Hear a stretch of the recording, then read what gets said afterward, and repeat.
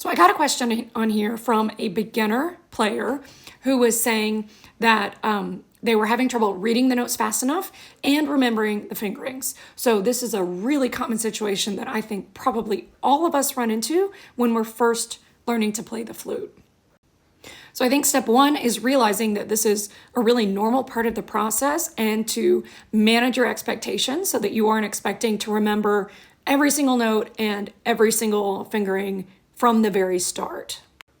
So in a way, it's similar to learning how to read. So at first, you have to learn the letters, and then you learn that the letters are put together to form words. So at a certain point, you're able to read those words, and you're not having to sound them all out every single time. You just learn them by sight. And so reading music is very similar. You have to learn the individual notes first, but eventually you start to learn patterns of notes, which are kind of like learning to read sight words.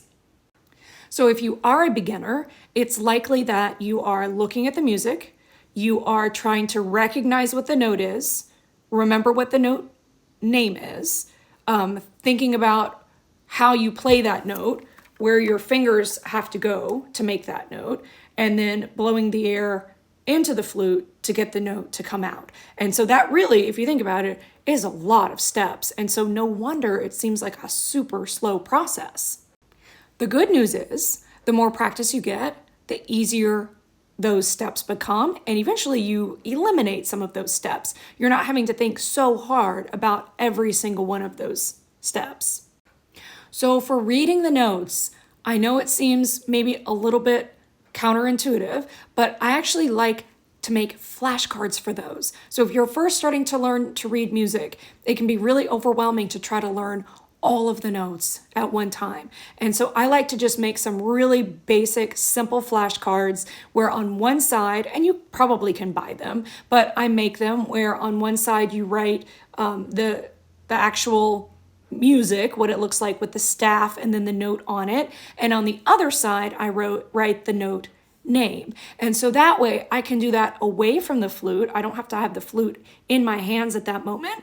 And if I just have a few extra minutes, I can just run through some flashcards. Or if I'm bored, I can just run through flashcards. Or maybe right before I'm getting ready for bed at night, I might run through the flashcards. So it's something where you don't actually have to have the flute out and assembled to be able to just kind of get your brain going on some of those notes.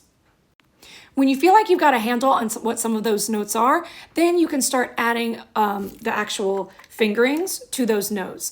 And so I like to do it in really small clumps, and I like for the notes to be near each other. So for example, I would probably work on G, A, and B natural, just because those notes have very similar fingerings, and I can kind of glue one note to the next. So I'm not trying to just learn A all by itself.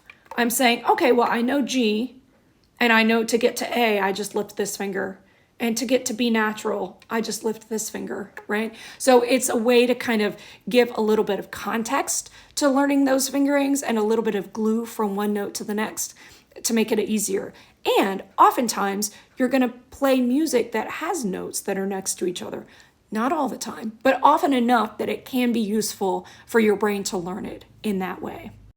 All right, so those are just some basic tips. If you are a brand new player, just remember to be patient with yourself. If you need more help with this, I offer a free trial lesson for new students.